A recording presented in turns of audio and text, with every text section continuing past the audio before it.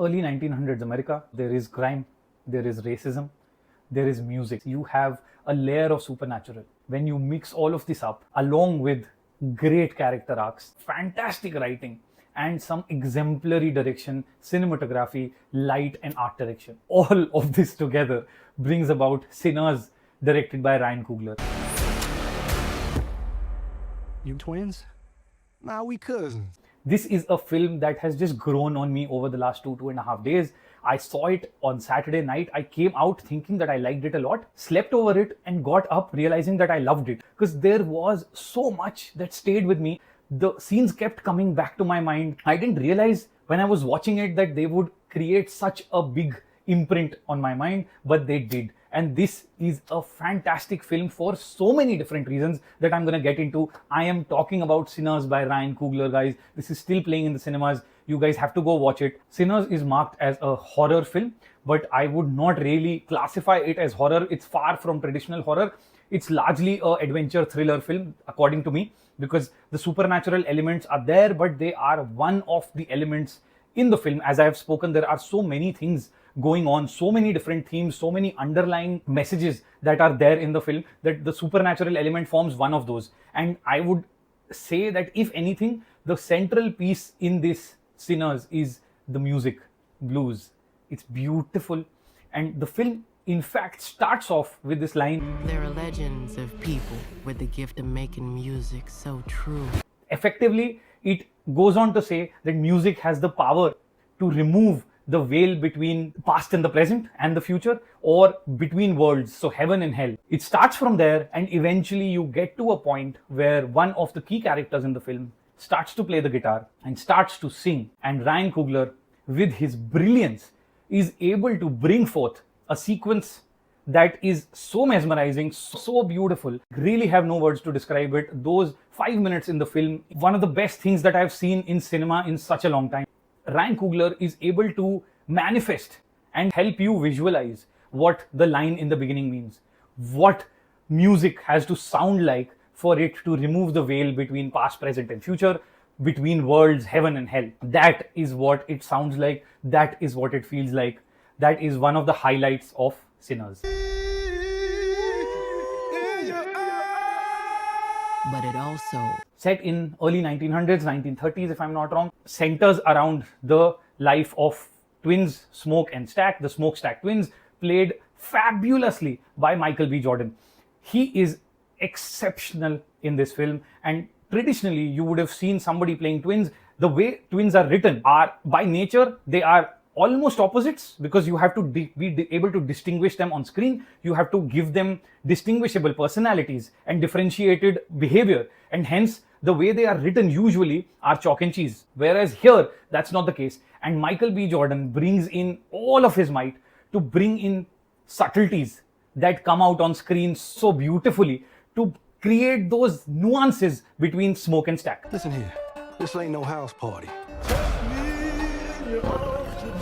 Smoke is automatically taking the elder sibling space between the relationship. Stack takes the younger sibling space, and between them the dynamic is beautiful. There is a natural care for each other that is absolutely visible, but on top of that, one is slightly more flamboyant, slightly more carefree. The other is more uptight and a lot more serious in the relationship. But Smoke is like that because of the pain that he has from his past, the fact that he's lost somebody very close to him in life, and that is one aspect that he's unable to share with Stack.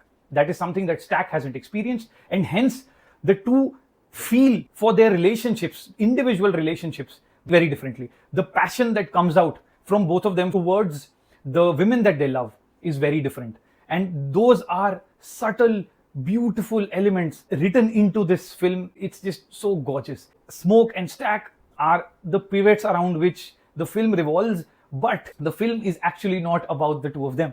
The film is actually a coming-of-age story of Sammy, preacher boy, who loves playing the guitar and sings like a dream. He's the son of a preacher, related to Smoke and Stack as their cousin, comes about in the juke joint to perform for the very first time and blows everyone away. That entire sequence of 5 minutes that I've gone gaga over, that's actually this boy singing. It is mesmerizing stuff. Shit. Y'all ready to drink?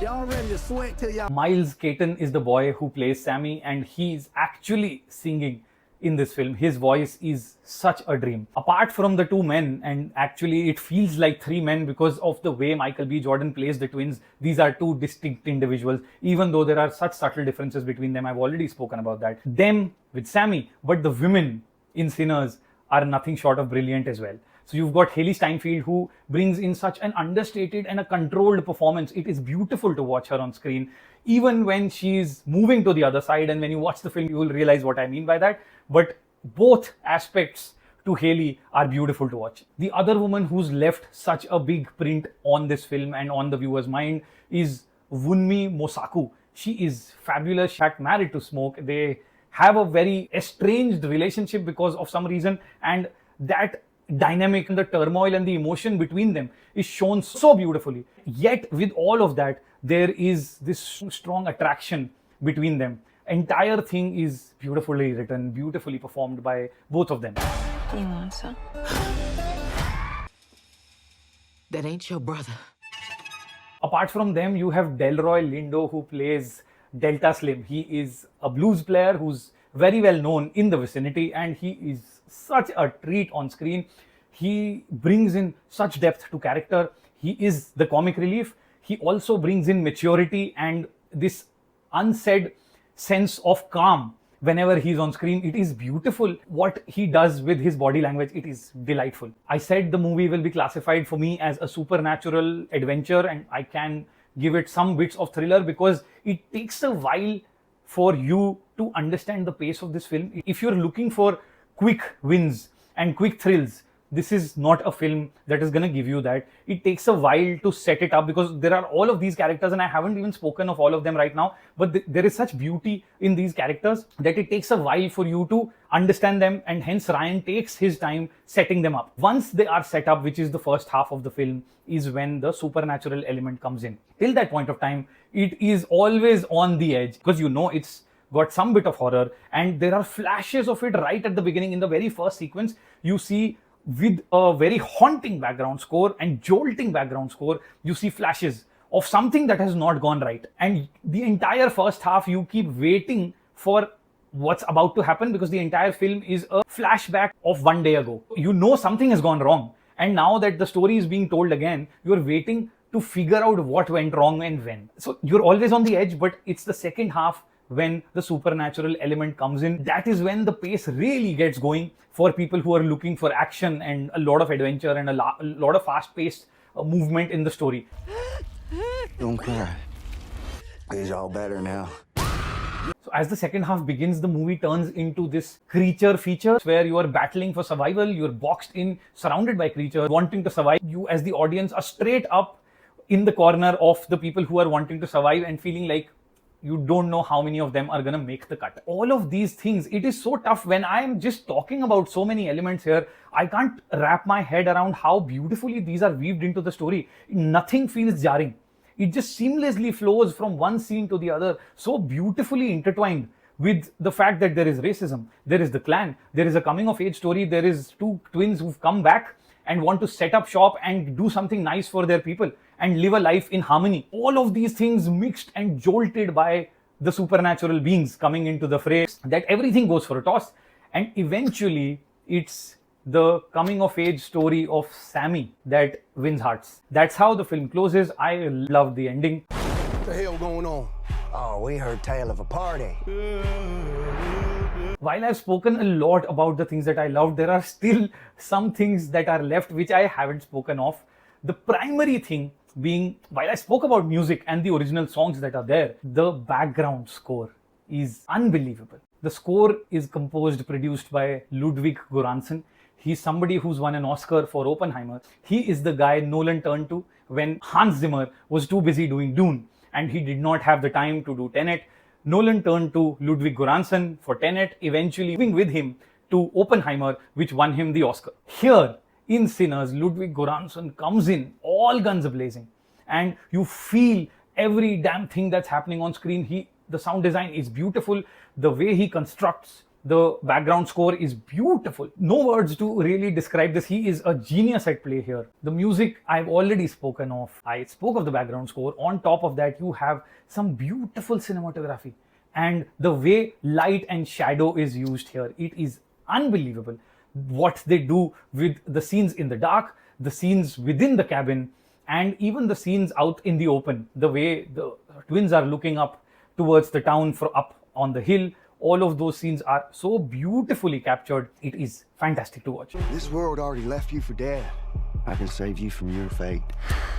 You don't need no saving. All in all, Ryan Coogler brings in a mishmash. Actually, if I put all of these elements together, I would not be able to wrap my brain around how a cohesive film can be created out of this. But Ryan Coogler does what very few people can. He brings in this mishmash in such intertwining beauty that it is such a delight to watch. It is a film that you should be watching in the biggest possible screen. IMAX would be the way to go and would be my recommendation because of the screen size, the quality of projection, as well as the quality of sound. Sinners is playing in the theaters, guys. Please go watch it. If you are looking for a traditional creature flick, if you are looking for a horror flick, this is not the film to go watch. If you are looking for a musical, this is not the film to go watch. It has some fantastic music, some brilliant blues music, but it is not a musical. Music plays a very important role. Singers play a very important role, but it is still not a musical. So it's not a traditional horror. It's not a traditional creature flick. It's not a traditional musical, but it has elements from all of those. And it is a coming of age story. So it is such a fantastic concoction that I would highly recommend that you go watch. If you have watched it, let me know what you think. This is Filmy Fool. I will continue to bring to you the things that you should be getting onto and continue to warn you against the things that you should stay away from. Sinners is not one of them. Highly recommended. Go watch it. Like, share, subscribe, guys. Very important. Take care. Until next time. Yo, smell anything? I think I shot myself.